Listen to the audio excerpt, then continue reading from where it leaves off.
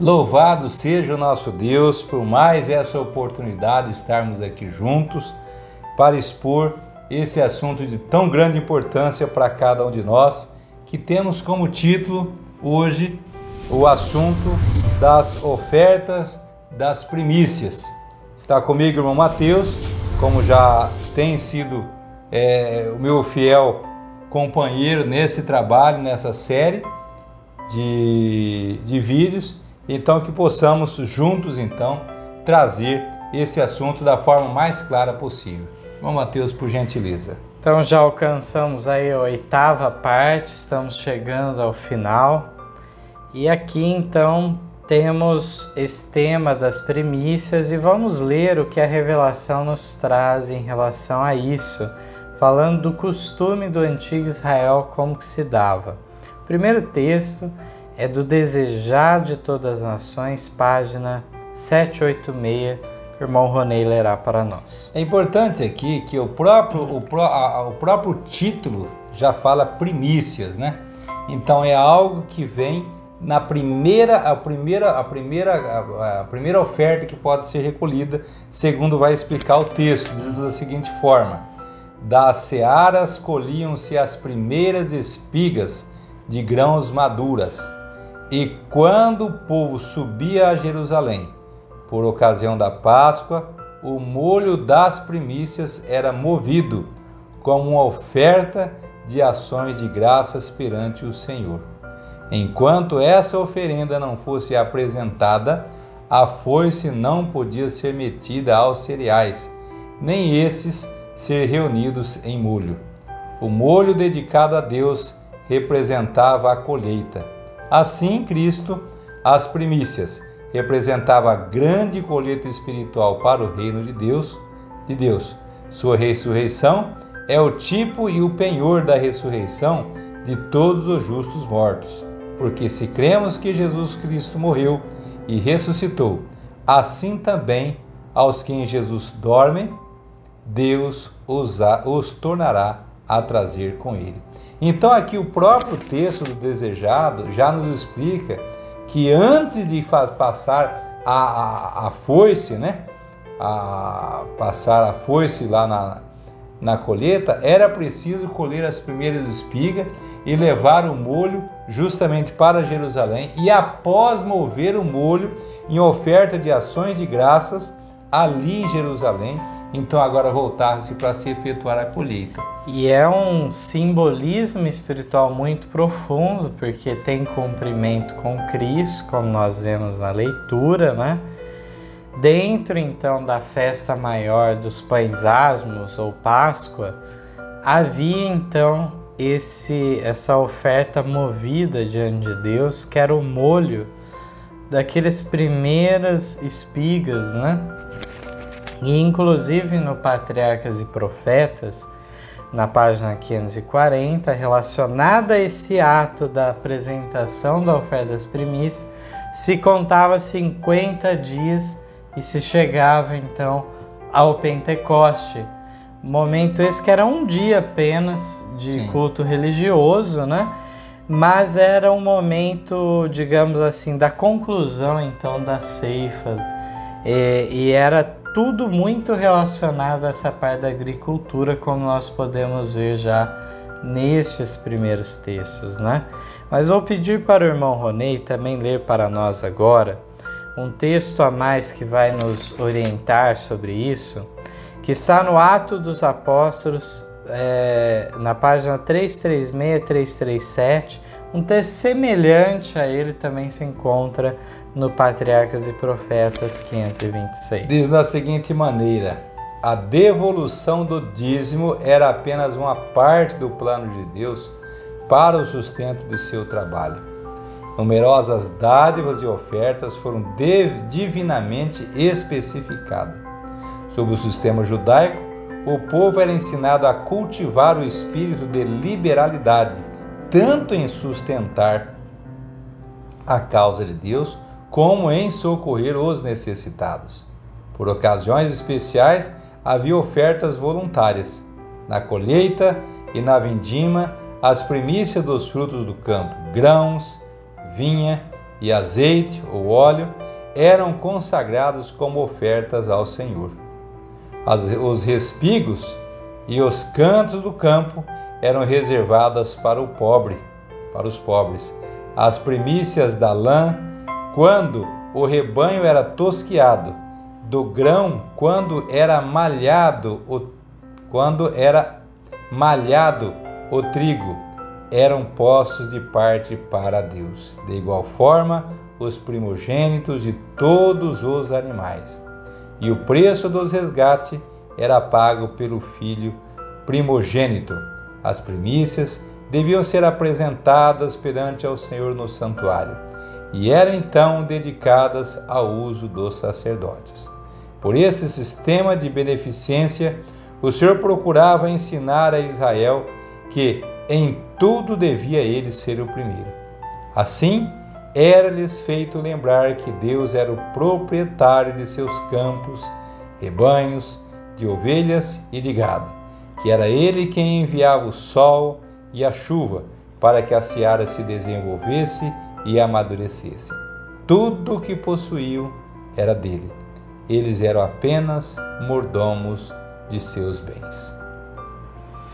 Então nós vemos nessa leitura, como que envolvia tudo, né? Os grãos, o vinho, o azeite, tudo era consagrado uma primeira parte ao Senhor. Então nós encontramos aqui também os animais, havia também o preço de resgate pelo filho primogênito. Então era algo muito amplo. Nós encontramos aqui Deus sempre colocando Israel para lembrar dele sendo então o Senhor de tudo. E aí nós nos deparamos então diante desses textos, qual seria a aplicação para os nossos dias. Exatamente. E aí nós vamos encontrar basicamente, irmão Ronei, apenas um texto que a irmã Arte trabalha aplicando aquilo para agora, porque os textos anteriores que nós lemos falavam da experiência do antigo Israel. Exatamente. E agora então peço para o irmão Ronei ler para nós Testemunho para a Igreja, volume 6, página 384. Afora o dízimo, o Senhor requer de nós as primícias de todas as nossas rendas, e isto para que a sua obra na terra possa ser amplamente custeada. Então, fora o dízimo, o Senhor requer de nós as primícias de todas as nossas rendas.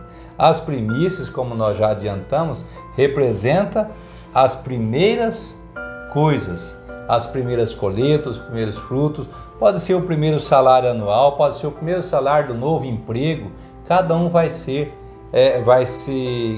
procurar pesquisar, se aprofundar para se adequar a essa realidade, Então diz aqui, os servos do Senhor não devem estar limitados a suprimentos escassos. Seus mensageiros não devem ter as mãos atadas e em seu trabalho de levar a palavra da vida. Ao proclamarem a verdade, devem ter ao seu dispor meios suficientes para promover a obra de tal modo que ela exerça o maior e mais abençoado efeito. Importa fazer obras de caridade, auxiliar pobres e sofredores. Para esse fim, devem ser empregados donativos e ofertas. Essa obra deve ser realizada especialmente em campos novos, onde não foi fincado ainda o estandarte da verdade. Se todo o povo profeta de Deus, velhos e moças, cumprissem o seu dever, não haveria carência na casa do seu tesouro. Se todos devolvessem fielmente seus dízimos e devotassem ao Senhor as primícias de suas entradas, não escasseariam os fundos para a sua obra. Mas a lei de Deus deixou de ser respeitada ou obedecida, e isso tem gerado carência de recursos. Interessante que ela liga então para haver essa abundância de meios na igreja. Existe uma fórmula para isso, Então nós encontramos momentos especiais que podem ser dedicados a uma primícia, seguindo mais ou menos o exemplo do antigo Israel, no nascimento de um filho, por exemplo. No caso, então, da realização do próprio aniversário, né? Então nós encontramos esses pagamentos a Deus pela vida, pela saúde, por tudo que Ele tem concedido, né? De forma por gratidão, né? Isso. E aí nós vemos, então, em relação a esse texto, que ela não entra em maiores detalhes, né? Deixa de maneira mais ampla, falando como seria importante ser posto em prática isso, de modo a haver mais meios na causa de Deus. E agora vamos entrar num outro ponto semelhante, que desperta também curiosidade, que é sobre o segundo dízimo. Uma coisa a gente pode ter claro, né? O segundo dízimo tem uma aplicação diferente do primeiro dízimo. Então, para o ministério já está reservado aqueles 10% do primeiro dízimo, já bem estabelecido. Mas o que dizer então em relação ao segundo dízimo? O texto da Educação, página 44, nos revela. Diz da seguinte forma: a consagração a Deus de 1/10 de toda a renda, quer fosse dos pomares, quer dos campos, dos rebanhos, ou do trabalho mental e manual, a dedicação de um segundo dízimo para o auxílio dos pobres e outros fins de benevolência, tendia a conservar vívida diante do povo a verdade de que Deus é possuidor de todas as coisas, e a oportunidade deles para serem portadores de suas bênçãos. Era um ensino adaptado a extirpar toda a estreiteza egoísta e cultivar a largueza e nobreza de caráter. Então aqui existia enaltece a questão do primeiro dízimo, né? Uma parte ao Senhor. Depois fala de um segundo dízimo, que tem como finalidade auxílio dos pobres e outros fins de benevolência. Então aqui, irmão Ronei, para aqueles que questionam o dízimo não ser empregado, eu vejo muitas pessoas, né, na modernidade questionarem e falar, não, mas o dízimo ser para os ministros, precisava ser aplicado para os pobres, isso. Quem que é mais necessitado? Os pobres precisam ser socorridos e tudo mais, né? Só que aí acontece o seguinte, se estiver sendo aplicado esse princípio bíblico do segundo dízimo, vai faltar meios para os pobres? De forma nenhuma, né? De forma alguma. Então nós vemos a sabedoria de Deus e a separação que Ele faz das coisas, né? Continua ainda em Santo Lugar, Santo ao Senhor, na página 63, 63, me perdoe, diz da seguinte forma: o Senhor deseja que as igrejas em todo lugar assumam mais diligentemente a obra educacional da igreja, dando com liberalidade para sustentar os professores. Tem sido feita a pergunta: o segundo dízimo não poderia ser usado para manter a obra da escola da igreja? Então vem a resposta: ele não pode ser usado com melhor finalidade do que esta. E aí o texto seguinte, irmão Ronei, ela teve que fazer mais um adendo. Depois ela ser entusiasta de tal uso, ela precisou pôr algumas ressalvas. Então diz aqui: não vejo sabedoria no ato de a escola depender do segundo dízimo para cobrir tão grande parte de suas despesas. Receio que, se os irmãos confiarem tanto nisso, surjam dificuldades. Deveis trabalhar pacientemente para desenvolver as indústrias mediante as quais os estudantes consigam, em parte, fazer frente às suas despesas escolares. Que cada família procure pagar as despesas dos estudantes que envia para a escola. E aí, mais adiante, ela declara assim: com respeito à obra educacional, fui instruído de que o plano de não cobrar nada dos alunos pela taxa escolar, dependendo do segundo dízimo para manter a escola, sempre deixará a escola em precárias condições financeiras. Quando pela primeira vez ouvi falar desse movimento, pensei que devia deixar que se devolvesse, mas agora lhes declaro: a luz que me foi dada é que terão de ser elaborados outros planos diferentes do plano de manter as escolas com o segundo dízimo. Deve-se cobrar dos estudantes um preço razoável pelo seu estipêndio. Haverá muitas localidades para aplicar o segundo dízimo na realização de dirigente obra missionária em lugares novos. Então nós vemos que ela não proibiu o uso no auxílio de algum aluno carente de meios, né? Mas agora aplicar todo o segundo dízimo para esse propósito, ela viu que seria um erro. Não haveria sabedoria neste ato, né? Uma vez que a própria escola deveria ser autossustentável, deveria haver sim uma taxa escolar sendo cobrada e as famílias deveriam pagar. Isso, exatamente, pela educação dos filhos ali, né? Ele despesa, ele usa o termo aqui. Isso. Finalizando essa parte, ainda na página 93 do mesmo livro, Em Santo ao Senhor, aí diz que enquanto na Austrália ela incentivou os membros a trazerem suas ofertas para aumentar o fundo destinado à construção do sanatório de Sydney, ela relata: nossos companheiros de trabalho na Austrália responderam animosa e entusiasticamente. O segundo dízimo foi reservado para aumentar o fundo de construção. Houve muitos donativos de dinheiro, trabalho e materiais representando o indizível abnegação.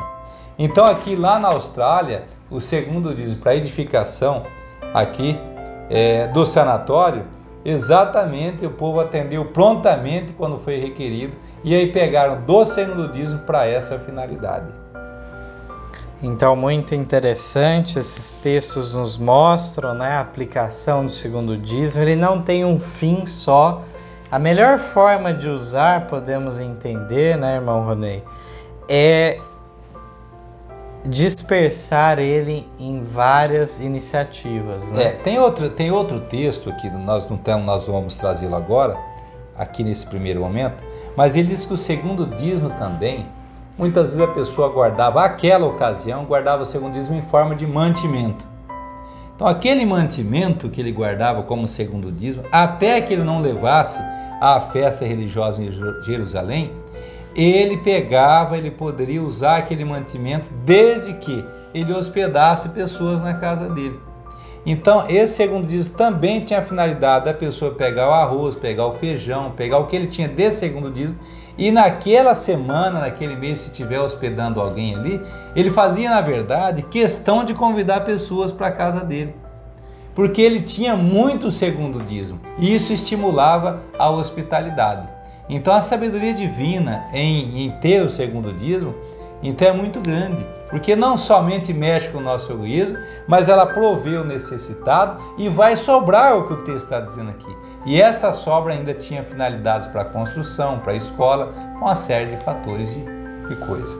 Que Deus possa nos abençoar com mais esse material trazido aqui para cada um dos irmãos, e desde já agradecemos. Que Deus abençoe a todos. Amém. Amém. Em nosso site vocês encontrarão estudos, notícias, dicas de saúde, além de todas as nossas lições.